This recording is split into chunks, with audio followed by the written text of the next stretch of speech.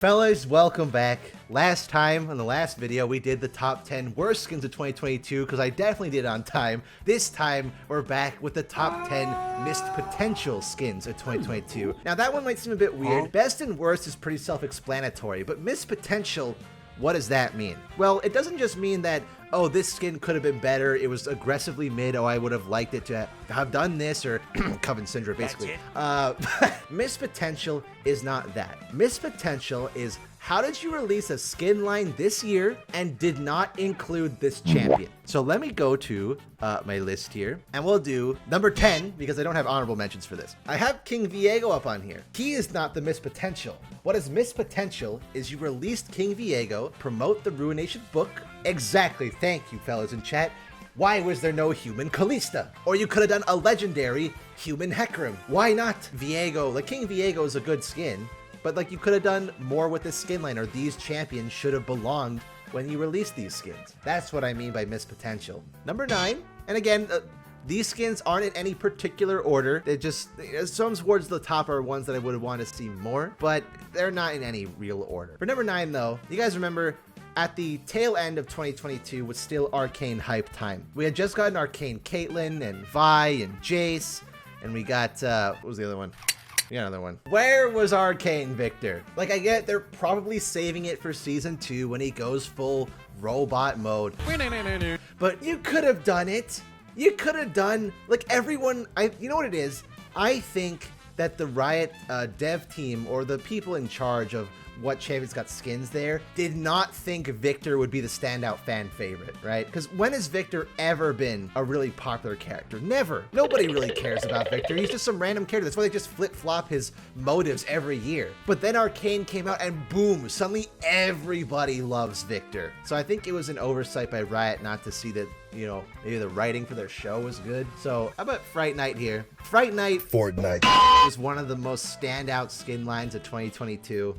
I love the skin line. I think Draven is the weakest. It's why I put Draven here. I think he's the weakest, but he's still fantastic. But you know who would have been a great character for this skin line? Dr. Mundo would have been perfect for Fright Night. He would have been amazing here. You could have made him like the Frankenstein. You could have, the Tim Burton aesthetic works perfectly for Mundo. It would have been amazing.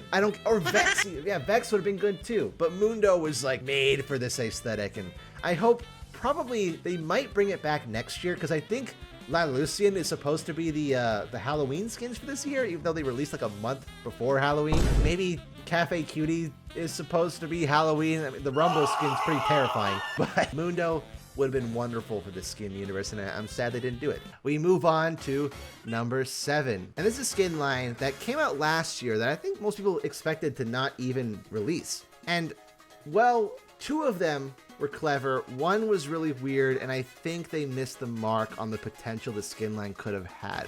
I think they could have done a lot more with monster tamers. I think Lulu Kog'Maw was a great idea because they're a natural combo champion. Making picks like the lower evolution of Kog'Maw was great. I don't understand why they picked Vygar.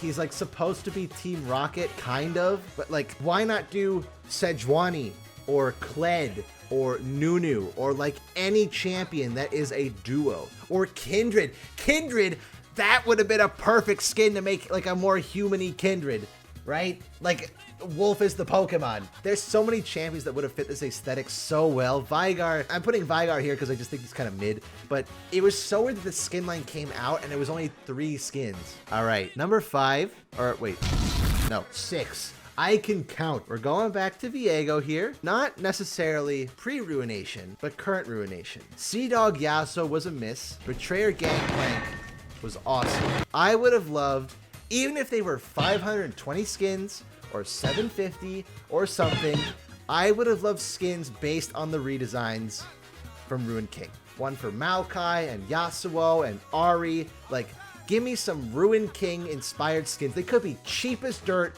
no new particle effects, just a slight minor redesign like you did with the Arcane skins, like Jason, Vi, and stuff. That would have been wonderful. Yeah, and this Maokai, I mean, come on, guys. Look at this Maokai compared to the one we actually have. God damn. Or Thresh, dude. Thresh.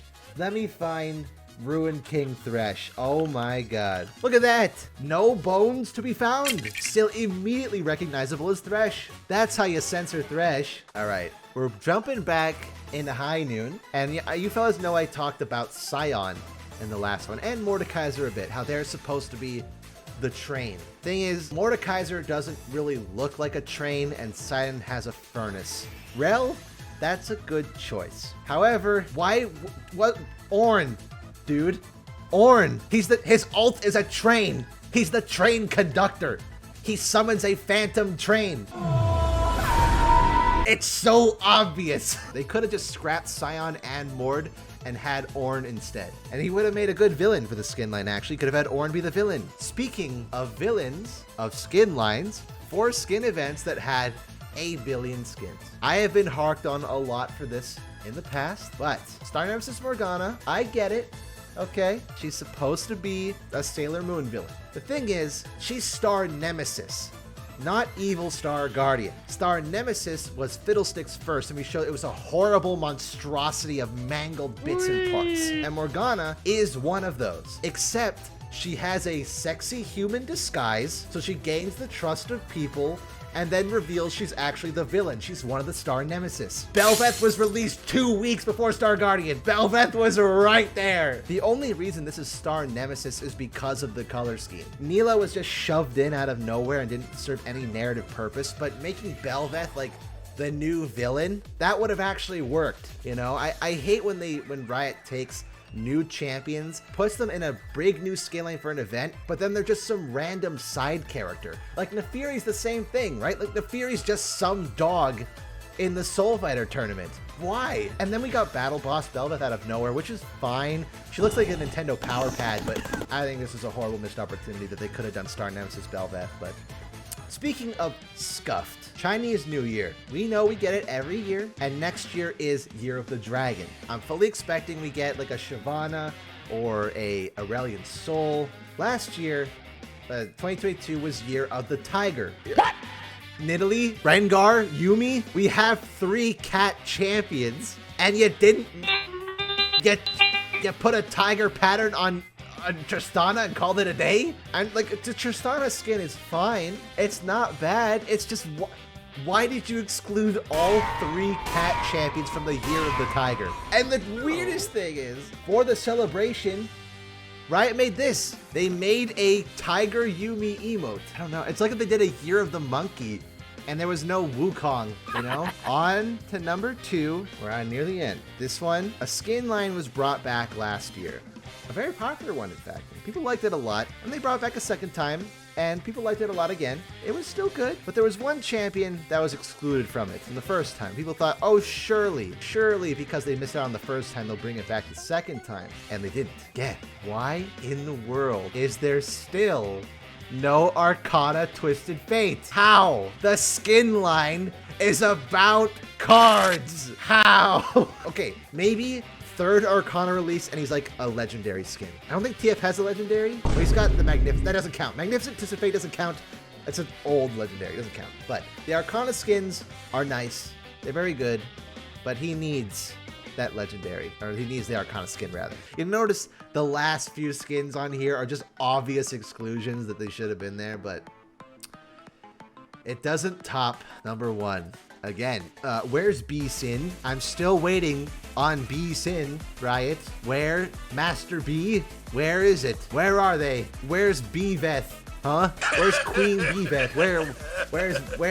Where? Like, where are they? Huh? You're gonna keep them from me? I know you're hiding them somewhere. You got them in a closet off in the distance somewhere. I know you have them. Now, obviously, this last pick with B Sin is not biased at all. This definitely needs to happen. I am definitely not horribly depressed they skipped out on B skins this year. I think that, you know, I'm doing totally fine, and that they should probably bring it back every 2 months, actually. And, you know, scratch it every patch. Maybe a new B skin every patch. I think that would be good. And the world will be a better place because of it.